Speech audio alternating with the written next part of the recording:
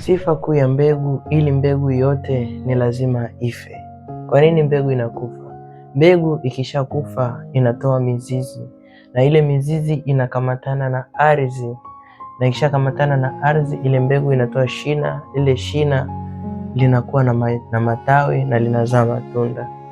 Kibiblia, nini maana ya huo ufunuo ambao unaelezewa hapo?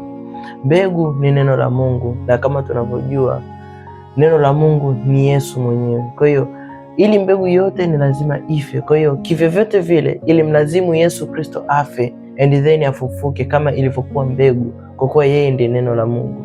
Maanake Yesu alikufa na siku ya tatu akafufuka. Alivyofufuka ndipo anakuja anaambia wanafunzi wake, mimi ndimi mzabibu na ninyi ni matawi. Kila tawi lisilozaa ndani yangu Baba yangu uliondoa. Kwa hiyo mbegu yoyote ni lazima ife. Na wewe mwenyewe unavyosoma neno la Mungu linakuwa ni mbegu ndani yako. Kwa hiyo kuna mambo ili yaweze kufanikiwa lazima Mungu akupitishe from the scratch, kutokea chini kabisa, uone hakuna matokeo yoyote. Baada ya hapo Mungu anakuinua.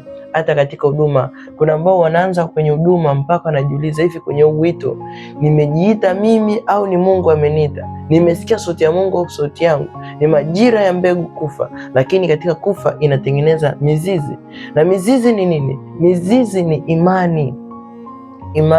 Kwa hiyo Yesu Kristo asingekufa na kufufuka, watu wasingemwamini. Manake mbegu ili itoe mizizi, manake lazima ife ili itoe mizizi iweze kukua.